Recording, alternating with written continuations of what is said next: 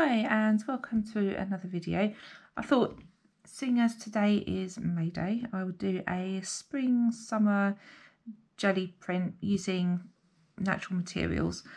I did one of these a little while ago and it was really interesting actually how it turned out.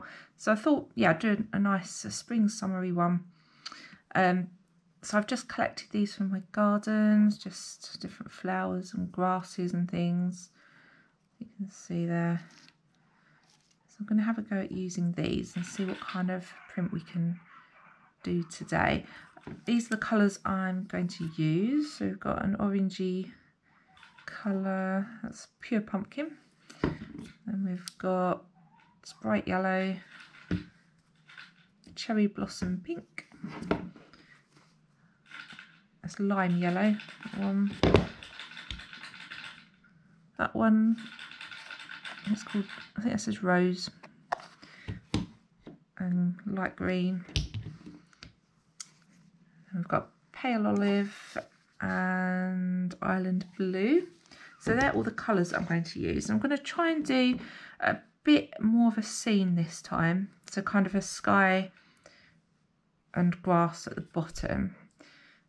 And then for texture, I'm going to use, I've got the dragonfly stamp.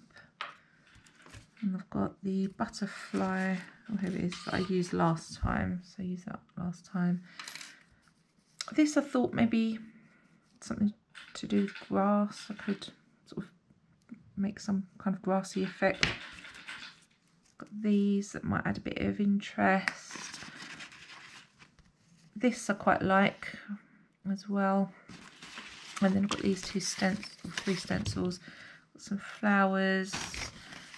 And then these ones as well. So a few bits and pieces. Oh, and this as well. I thought this was quite a good grass texture. So we are going to see what happens. Here we go.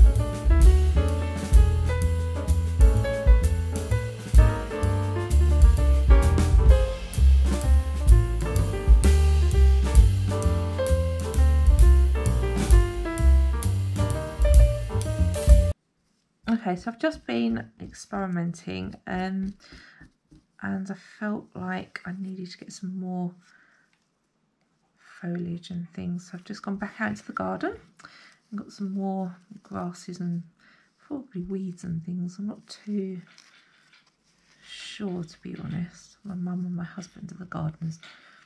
I don't know.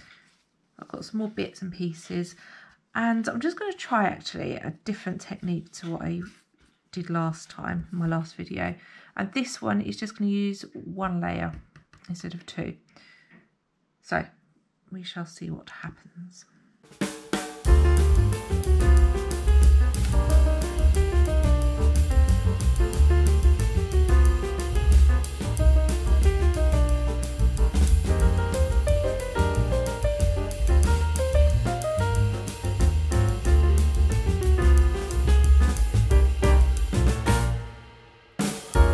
What I'm doing here is, instead of pulling the paper right up and putting another colour on the jelly plate, I'm lifting it up part way, checking it's worked, then taking away the leaves and the flowers, and then putting the same paper back down to get the impressions and the veins and texture.